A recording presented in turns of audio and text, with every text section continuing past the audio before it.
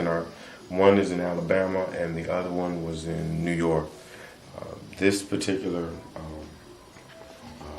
distributor of African art is from Alabama, and I think, if I remember correctly, the work is from Tanzania.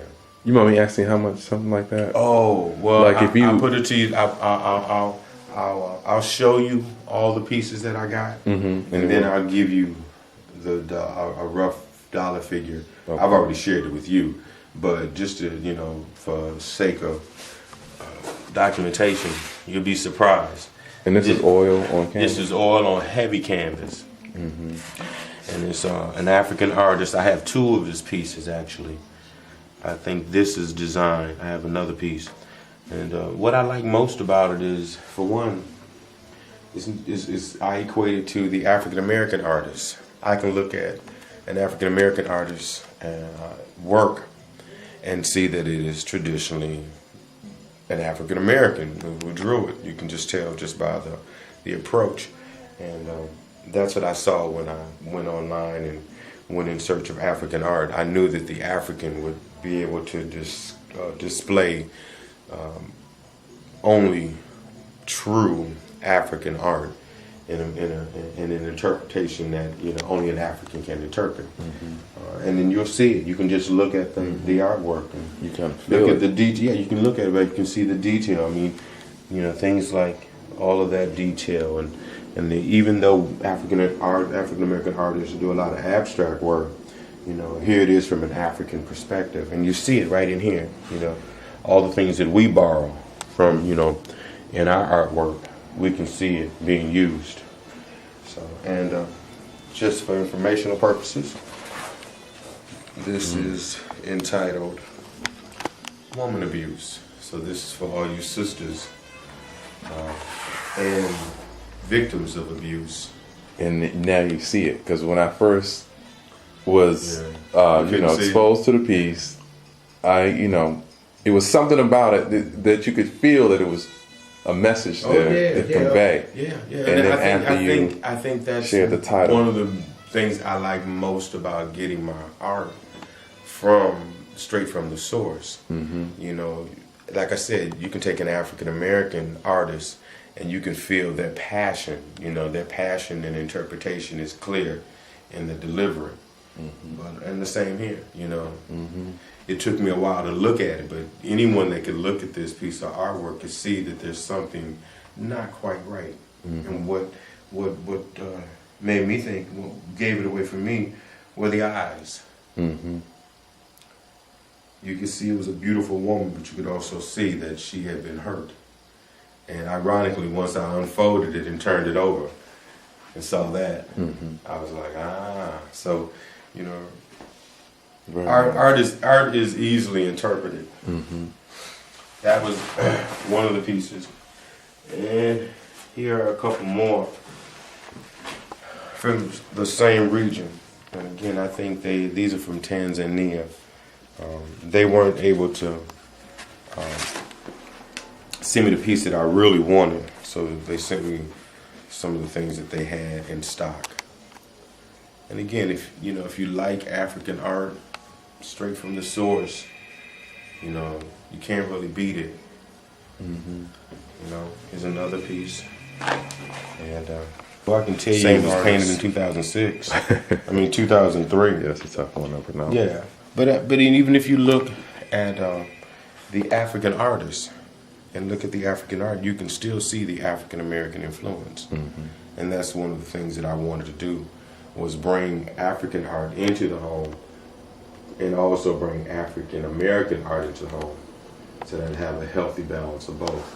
You'll be able to see both of them. The majority of the pieces that I have are oil on canvas, and it's what I prefer.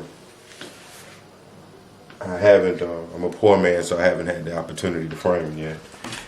This particular piece is from a gentleman by the name of Hussein, and he is out of Mombasa.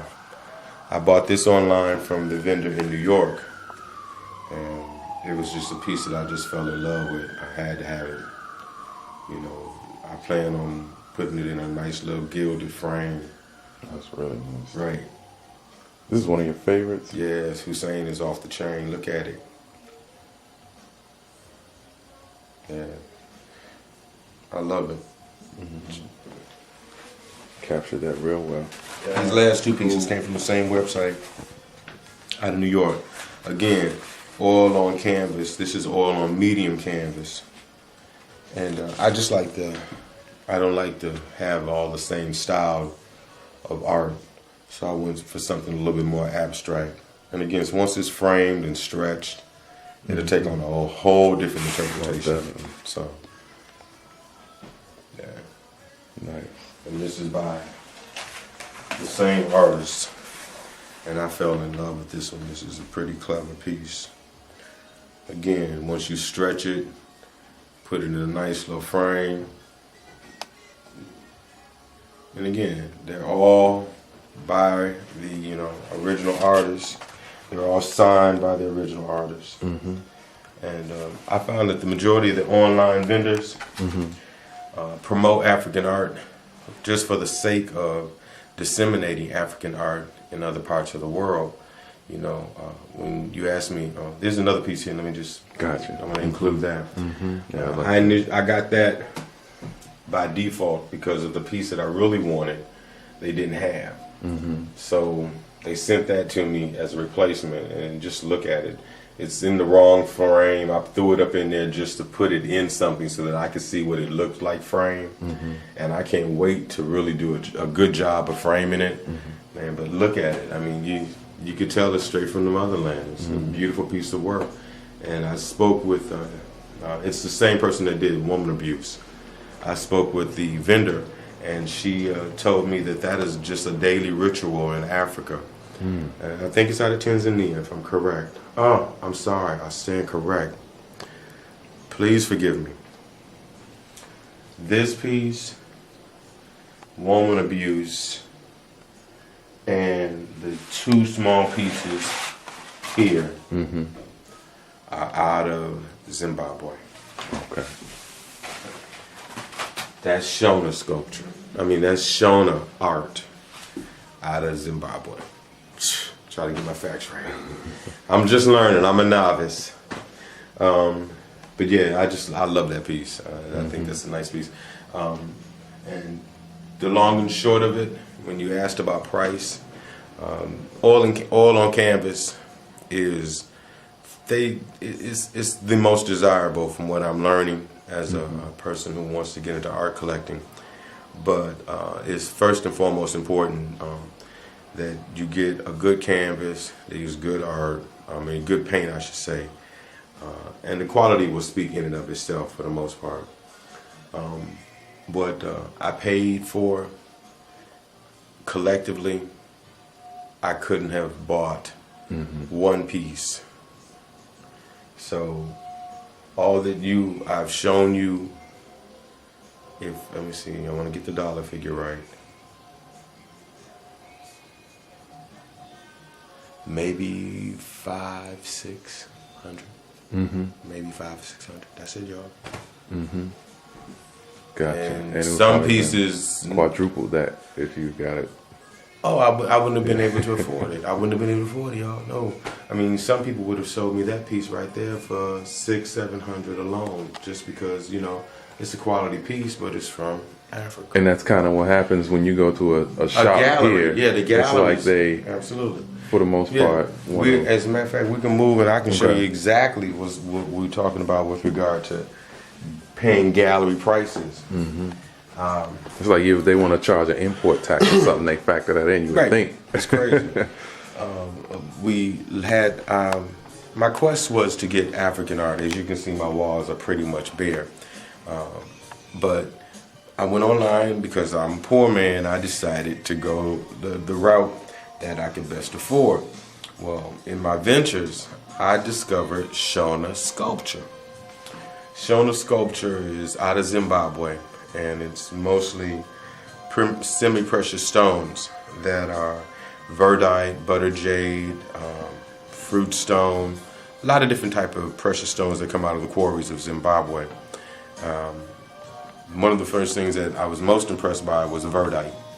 And if you look over here, and she's entitled The African Beauty. And she is, the artist is, Eric Chimbariki. He's from a long line of sculptors out of Zimbabwe.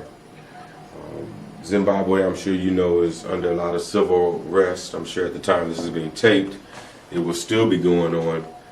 But maybe hopefully we'll get at a place in time when and this is absolutely they're able to produce and sell their products, because like we said, we're talking about art and the prices of art. I found this online as well. A gentleman by the name of Jerome Flagg out of Illinois sells Shona sculpture, abstract, traditional, all kinds of things. And I was interested. I was determined that I want to start. I mean, I love African art. I love us as a people. And I don't want to come into my home and see anything contrary to that. So, and I wish I had a light that could really, let me see if I turn this on here. That helps a little bit. You could really, I mean, it's a beautiful piece. And all the other pieces, this piece actually pales in comparison to some of the pieces that I saw. If you get a chance, were you able to get the colors and the hues in the stone? This is semi-precious stone, y'all, and it may not look it, but that thing weighs 180 pounds. That's great. And it's my first piece, and I plan to add at least, I want about 10, 11 more pieces. That's my desire for my collection. I don't want any more than that. So maybe when we get to an employment phase, we get at a place where we're more financially secure, Derek can come back and I can show you the other pieces that I fell in love with. And again, this is Verdite, right? Verdite. This is Verdite. The other stones are butter jade, serpentine, by family members, one family member to the next, one generation to the next. And we all know that people like Michelangelo, it's written down and documented in history, that they went to Africa. They went to Africa, people. Africa to train and learn. So you're talking about David. Michelangelo learned from Chimbariki's daddy, great-great-granddaddy out of Zimbabwe. It's documented proof. So when you see Verdite like this, know that it is of the same quality and should have and achieve the same type of prestige. It doesn't, but I mean, when we were talking again, I want to go back to price. I paid a very, very low price for this piece of artwork here. People that I know and the things that I've seen online, I would have paid 3 to 4 times the amount. Some pieces like this can go for as much as 15, 20,000 in a gallery. In a gallery, so that's Beautiful. and I think that's pretty much it. Everything. During the Million More March, my father was in town, and we happened to run across one of the Nigerian street vendors, and he was selling, a couple African pieces, of course, at a reasonable and discounted price. I wouldn't advocate buying artwork off the street. I really wouldn't, because in my experience, many times you have distributors who have carved pieces in Africa in using green wood, and then by the time it's transported, you get a bunch of splits, and the quality of the wood just isn't there.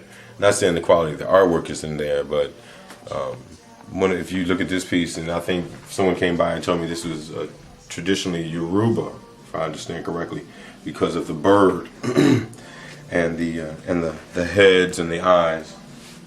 But it's just a piece that me and my dad picked up. He bought one, I bought one. He purchased some better quality pieces, and he sent me his trash. Oh, I'm sorry. He sent me the other piece. Sorry about that. That's what he did. Shit. Now this is the one I purchased. We purchased them at the same time. I bought the female, he bought the male. And again, you know, just be mindful, people. You know, if you're buying stuff from an African gallery, or you're buying them off the street during a festival, you know, they're nice. They can be taken care of. They can be treated. What I've been doing is that I have set it in some olive oil. And I'm not sure if that's the best type of oil. I'm sure there's a thinner oil that would do better. But it kind of minimizes the cracking. You know, you got to look for stuff like this. You know, they'll fill it up, you know, with wood putty. Ultimately, you know, I love art, and it'll never leave my home. But eventually it'll find a place, maybe down in the basement, you know, when I do, you know, a bedroom or something. Mm-hmm. You know, like I said, I'm a young man trying to, you know, just do some aesthetics. But I have learned in my quest to acquire art, you know, you learn lessons the hard way. But, you know, for the most part, it's nice to have. You know, I want to show you a picture of my great-grandmother. My cousin is also an artist. He's a second cousin. His name is Anthony Morgan. He resides in Atlanta. And he has several pieces in my dad's home, excuse me. But my dad asked us what we wanted with regard to art, and this is the piece that I selected. And that is it's a picture from a photo of my great-grandmother. Her name is Joya Adele Floyd. Davis, I think, was her maiden name. So, and that's my quest, to have nothing but original artwork in my house. And Derek and I have not finalized anything, but I plan to have a couple Vaughns up in here. I love his abstract work, so y'all buy his work, y'all support African artists as well as the African American artists. I've been looking for a long time for artwork from here across the globe, and you gotta buy what you like first and foremost. But everything that looks good and got a big dollar price on it is not worth it, y'all. You can tell quality when you see it. Mm-hmm. I'm not saying I got the best eye, because I tell you, the stuff that I purchased is not even what I really desire. The stuff that I really desire is affordable, and it is affordable. For instance, you can buy really a $600-700 painting that's valued at about $2,000 to $3,000 if you know where to look. That's why I say African American artists quit charging $3,000 for a $600 painting. Word. Thank you, sir.